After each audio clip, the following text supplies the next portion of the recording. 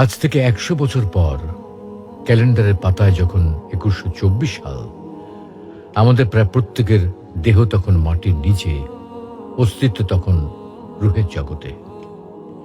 ইতিমধ্যে ফেলে যাওয়া আমাদের সেই সুন্দর বাড়িটা হয়তো পরবর্তী প্রজন্ম ভোগ করছে। পছন্দের কাপড়গুলো ব্যাকডেটেড হয়ে গেছে।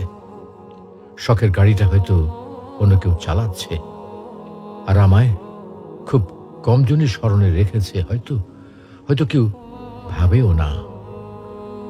হাতে তাদের সময় নেই, যাদের জন্য এত কিছু করতে করতে নিজের জীবনটাই শেষ করে দিয়েছিলাম। আচ্ছা আচ্ছা, বাস্তবতার এই জীবনে আপনি আপনার দাদার দাদাকে কতবার স্মরণ করেন? আপনার দাদির দাদির কথা আপনি কখনো কি আপনার মনে পড়ে? পৃথিবীর বুকে আজকে এই বেঁচে থাকা, এত হইচই, এত মায়া কান্না এভাবেই চলছে। গত হওয়া অসংখ্য প্রজন্মকে টপকে আমরা এই জীবন লাভ করেছি। তেমনিভাবে আগামীতে অসংখ্য প্রজন্মের ভিড়ে হারিয়ে যাবে আমাদের এই জীবন।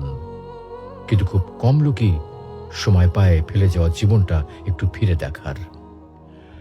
বাস্তবতা হচ্ছে এই জীবনটা আমাদের কল্পনার চেয়েও অনেক অনেক ছোট।